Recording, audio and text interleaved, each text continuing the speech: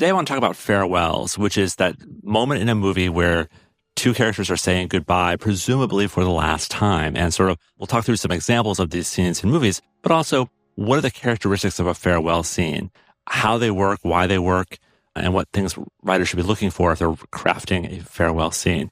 Can you think of farewell scenes that you've written? The one that I've spoken about the most probably is the end of Prada, where they see each other on the street and Miranda does a little tip of the hat to Andy, and I think you can interpret that in a number of ways. Is that a salute? Is that a farewell?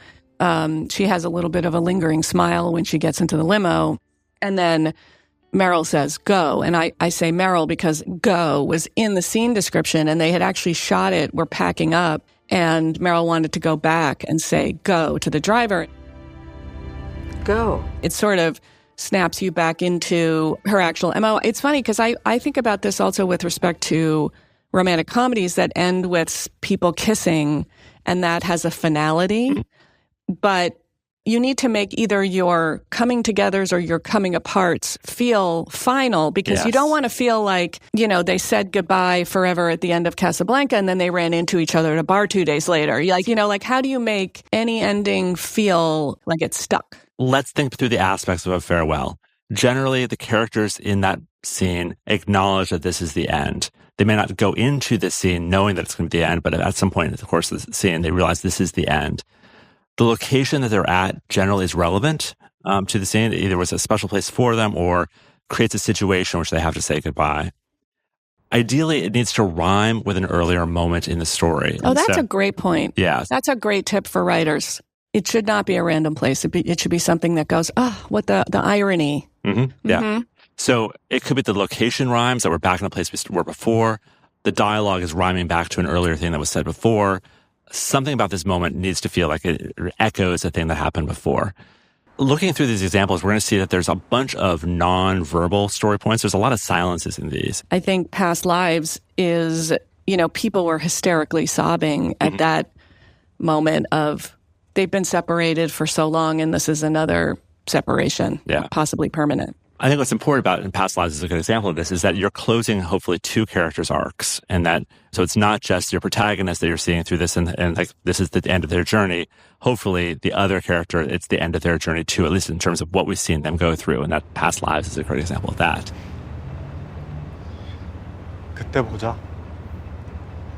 If there's a choice to be made, hopefully your characters are making the choice. So sometimes the situation may just require them to separate, but I think the farewells that land best, one of the characters is making a choice for this to be the end. And that feels great. As an audience, you need to see that growth or change has happened. A farewell will not be meaningful to us unless we've seen the characters are in a different place now than they were at the start of the story. And not just because of circumstances, but because of things they chose to do.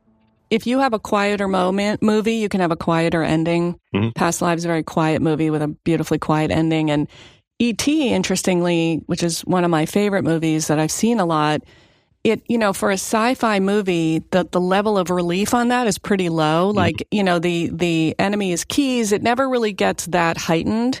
And I know that if you made that movie now, there would be a shootout, an interstellar shootout. There would be so much action packed into that end. And I think about that a lot because anything that we're working on that has a genre element, it just feels like it needs to get into a third act where there's giant caterpillars invading from space, they need to be shot. And I do feel like that movie now, you'd get a lot of notes about making it huge. And I would put this up there with Casablanca for me in terms of a merely really meaningful goodbye. And I think it's because the 70s aesthetic was still at play there where you could have these quieter movies. And I really mourn that because now it feels like that's reserved for the smaller movies and the bigger movies. If you're not exhausted on the ground with a pounding headache by the end of a sci-fi movie, they've not done their job, Let's take a listen to Casablanca. As farewell scenes go, this is the one that people think about. So let's take a listen here. And the names are Mr. and Mrs. Victor Laszlo.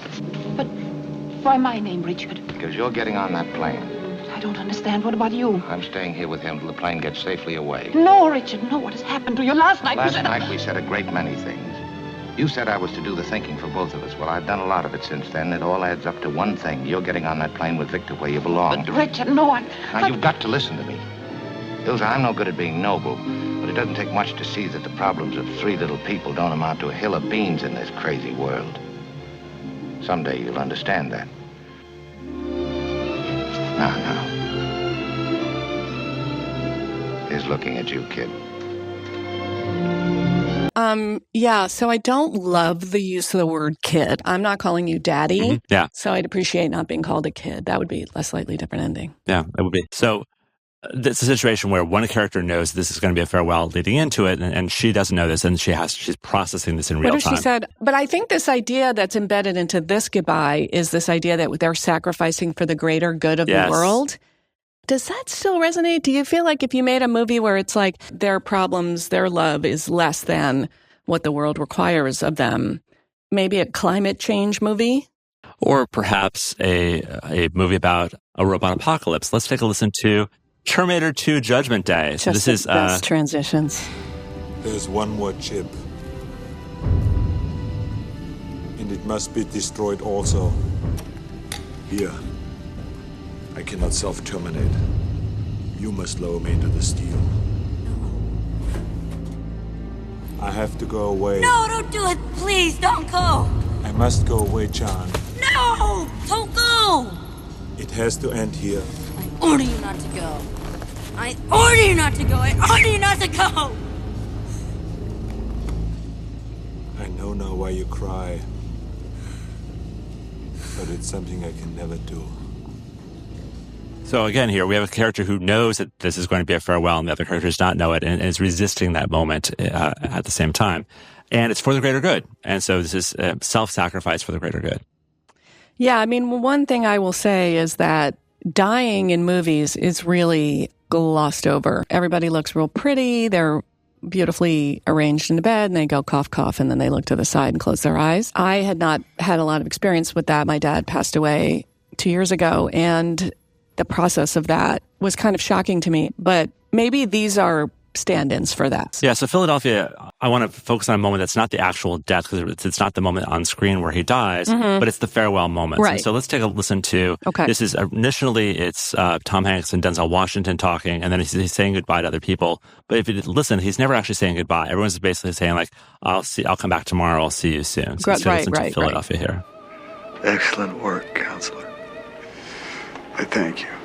It was great working with you, counselor.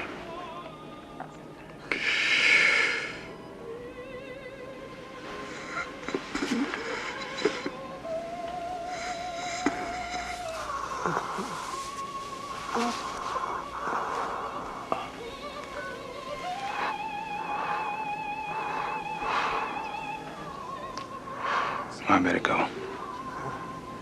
Yeah, sure thing. See you later.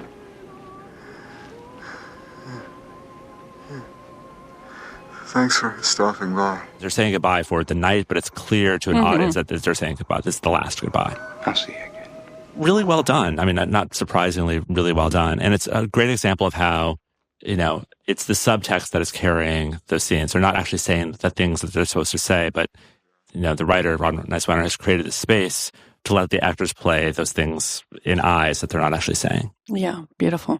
I really want to play this clip from Weekend. I pulled this because I just did the Sundance Labs. The theme for the clips we were supposed to bring in was finales or conclusions.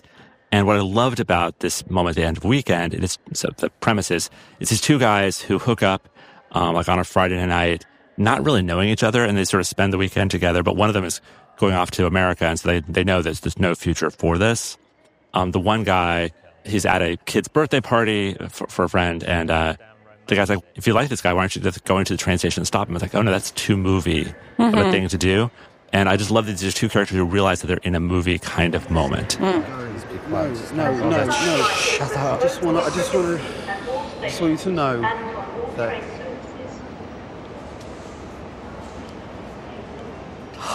So, like past lives, there's a lot of silences and a lot of things sort of left open, which it makes the moment feel very real and very extended.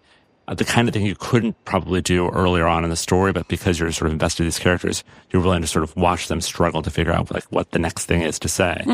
What I also like about it is that, these characters, are recognizing this is a movie kind of thing to do, to like race to the train station to stop them before he goes.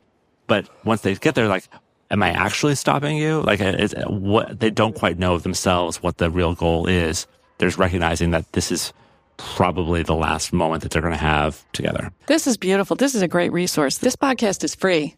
And you don't have to fast forward through ads. This is great. This is the kind of thing, if I was a baby writer, I would be so grateful for it. It's just to focus yourself in on. And as you've often said, you know, pick the thing that has the best ending, write something where you know the ending. If something wonderful occurs to you for a final scene, that'll guide you through the whole writing of your movie. And so it's really great to study these things. I think this is a wonderful resource. Yeah, I mean, Big Fish would not exist if it weren't for that last scene. You're leading up to that. It's just, I always describe Big Fish as being, it's a long joke that ends in tears rather than a punchline. And that's sort of getting to that place.